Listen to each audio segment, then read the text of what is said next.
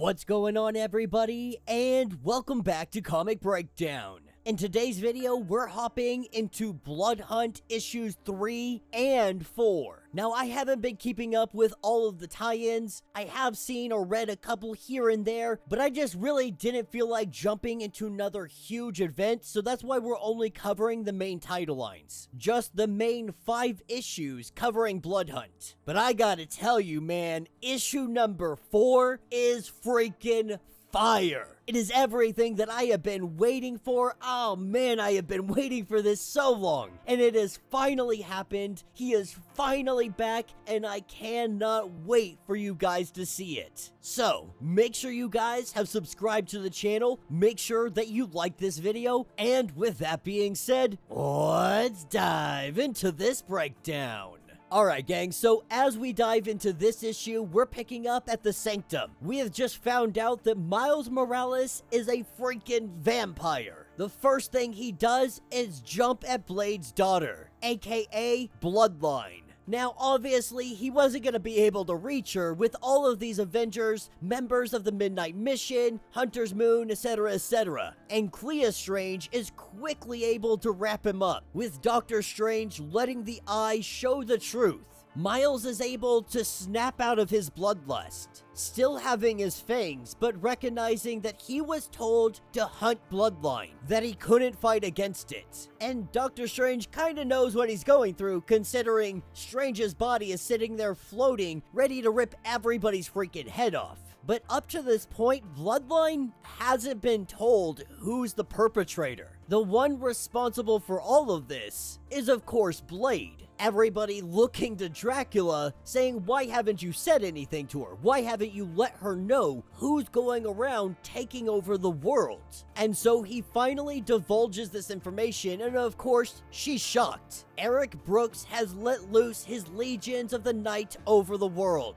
He has engineered the darkness in the skies. He has broken the mighty Avengers. And now all that stands in his way, the only thing that can stop him, is his daughter. BLOODLINE is his only weakness. Only her hand can strike him down. Dracula says that you can take me on this because I worked so freaking hard to build the Vampire Nation. One that he has bled to build. One that will fall like all the human nations if they don't stop Blade. Now, of course, this absolutely freaks out BLOODLINE. She takes off.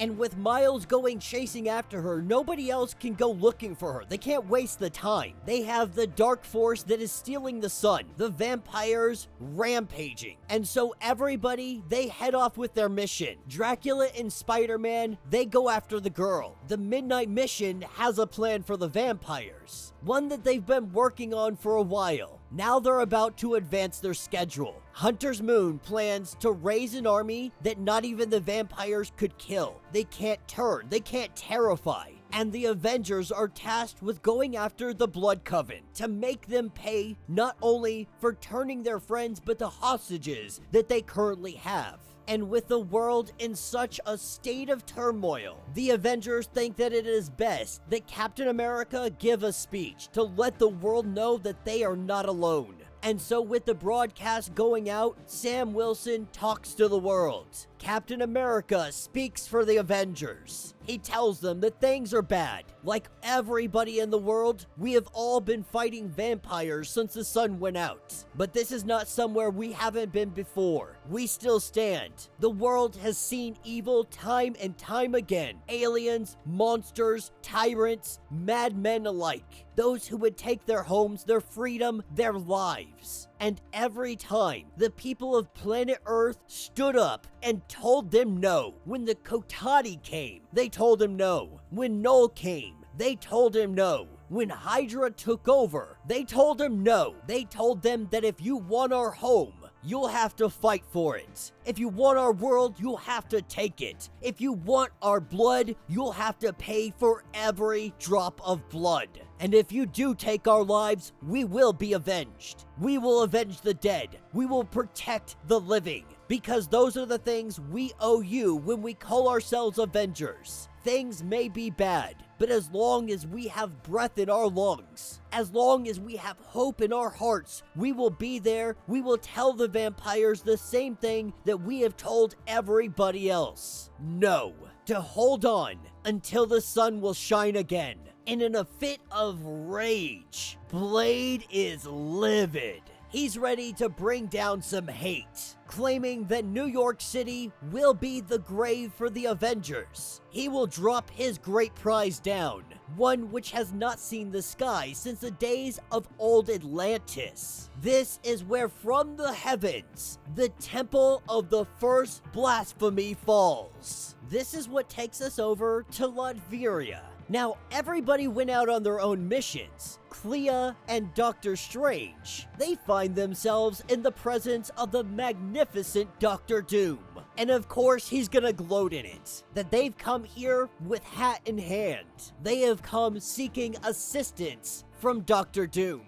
As we pick up at the Temple of the First Blasphemy, Blade leads his people inside, and as Black Panther talks to him, we quickly learn that this has never been Blade. Something far greater than Blade. This has always been the plan, always been the work, thousands upon thousands of years. What began of what they call a crime against the universe will now see completion when he was born for the second time, drowned in blood. He declares that he was the first vampire. His nomad spirit clothed in the fated vessel, the Daywalker's skin. This is Varney. Doctor Strange and Clea learning the same thing right this moment from Doctor Doom. In fact, Doctor Doom says it's pretty obvious. Like, if you really think about it just for a second. Some years ago, his minions, they tried to lay waste, prepare Blade as the host. Apparently, the Daywalker unique constitution made him the ideal vessel. That attempt had failed, but it would appear that that would not be the last attempt. But Doctor Strange does wonder, how are your borders free from vampires? Of course, Doctor Doom took precautions to protect his people. Now he wonders, why are you here? He's here because of the Dark Force. Now, Doctor Doom, he took precautions for that as well.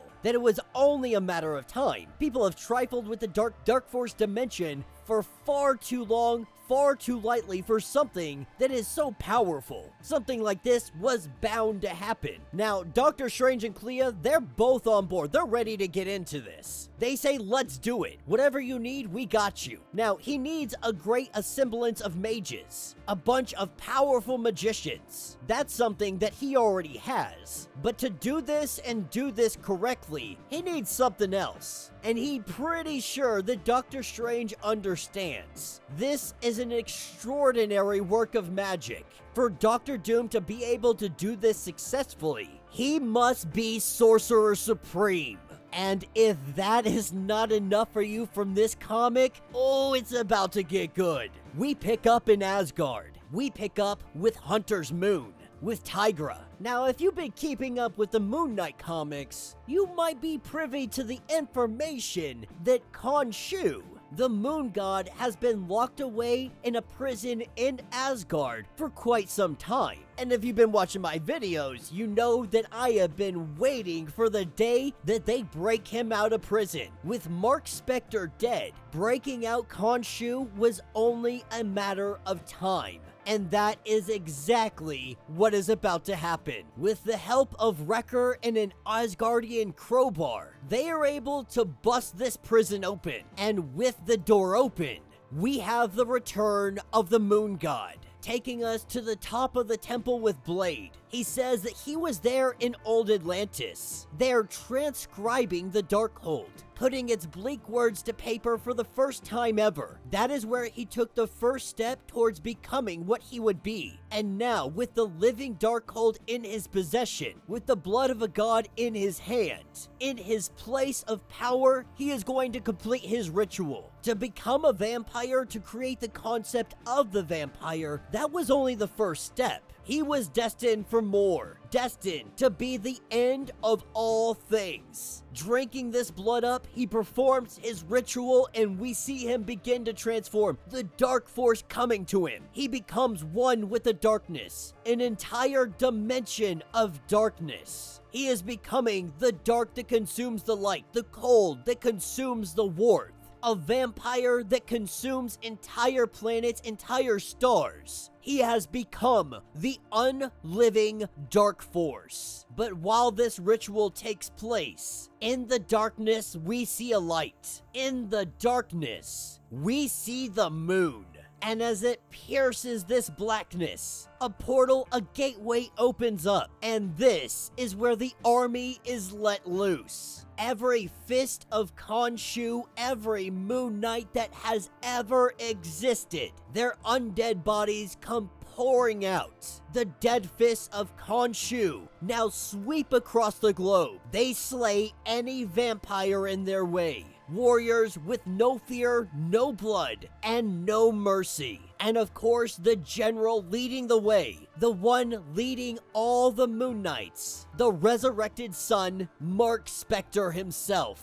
With all of this going on, Black Panther takes an opportunity to strike, but he is unsuccessful in doing so. And when it looks like he really might be taken out right here in this moment, that's when the lightning comes in. A thunderous boom, and we have the arrival of Thor. With Thor hitting down on the ground and the Avengers falling in behind him. The final battle is now upon us. The unliving dark force versus the entire world. And that will be the end of this issue. So let me know what you guys think down in the comments. Man, was this a great issue. Absolutely loved it. Absolutely fantastic. Issue number 4 knocked it out of the park. I was highly skeptical of this freaking series, but man, it's got me pumped up. Not only does Sam Wilson give one hell of an inspiring speech, like put that boy in Independence Day because he's got the goods, but I finally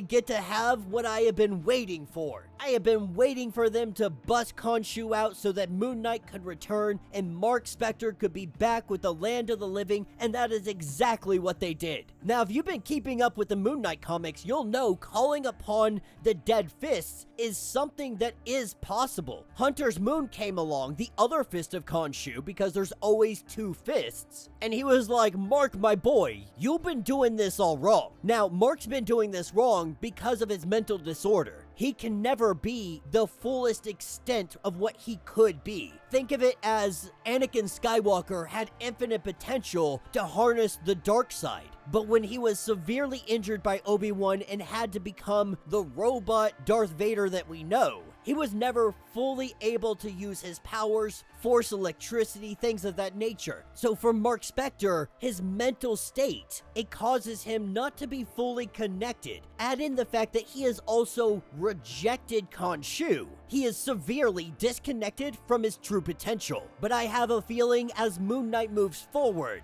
a lot of that is going to change. And can we give it up for the artwork in this? Like Thor coming in, that image alone, oh, that was freaking fire, man. This whole comic issue 4, bro, it's got me excited. To be real, issue number 5 could freaking flop, and I would still tell you that this was a pretty good series based off of issue number 4 alone. I'm probably biased because I've been waiting for that return of Khonshu for a minute, and I'm finally it's happened, and I'm so freaking excited about it. But yeah, man, let me know what you guys think. Let me know your thoughts. Let me know your theories. If you would like to get caught up on everything that is going on with Blood Hunt, go ahead, check out the link in my description as well as the top of this video. It's going to get you completely caught up on everything that is going on with this series. If you would like to support the channel, you can always do so by joining the channel membership. Much like Patreon, having multiple different tiers from $1 to $50, loyalty badges to comics every single month. Not only are you helping out the channel tremendously, but you're getting tons of perks in the process. Now, if you're unable to do this, do me a favor, subscribe to the channel, like this video, hit that notification bell, and with that being said, until the next breakdown.